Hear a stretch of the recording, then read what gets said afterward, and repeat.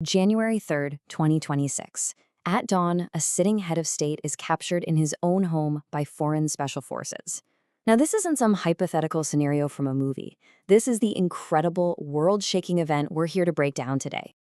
All right, let's dive right into this. Welcome to our special report on the capture of a president.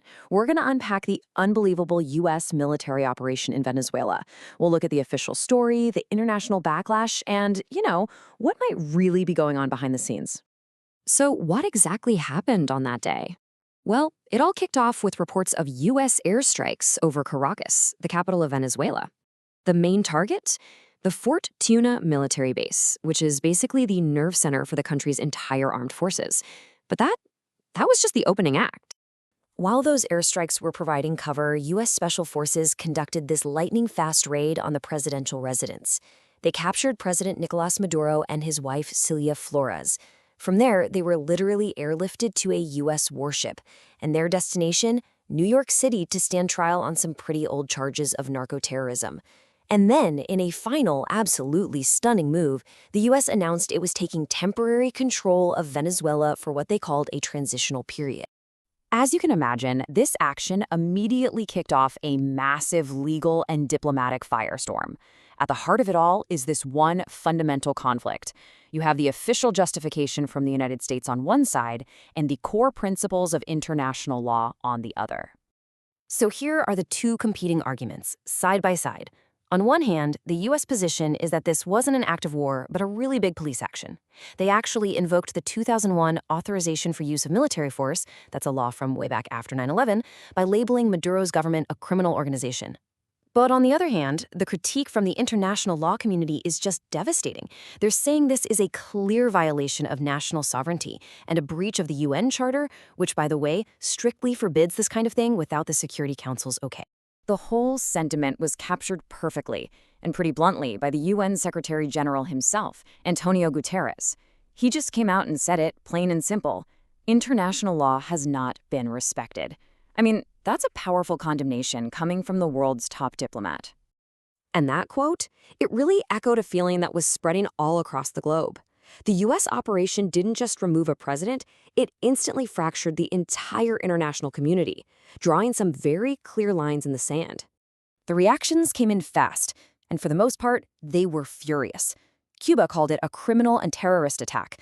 Neighboring Colombia immediately demanded an emergency meeting of the UN Security Council. China, a major ally of Venezuela, demanded respect for its sovereignty. And even countries like Sweden voiced deep concern, really hammering home the need to follow the very international laws that the UN chief said had just been broken. So this all brings us to the big question, right? With so much international pushback and a legal justification that seems shaky at best, what were the real motives behind this operation? Is there more to this than just the official line about fighting drug traffickers?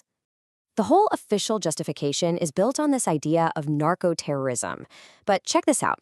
Here's a critical piece of data from the Washington Office on Latin America. Only about 8% of the cocaine that makes it to the U.S. actually travels through Venezuela. A whopping 92% comes through other routes. I mean, that one statistic alone makes you seriously question whether drug trafficking was the main reason for an intervention this massive.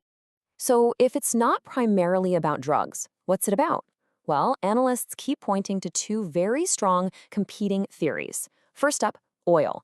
It's no secret Venezuela has the world's largest proven oil reserves, and former President Trump has been on the record saying U.S. companies would go in.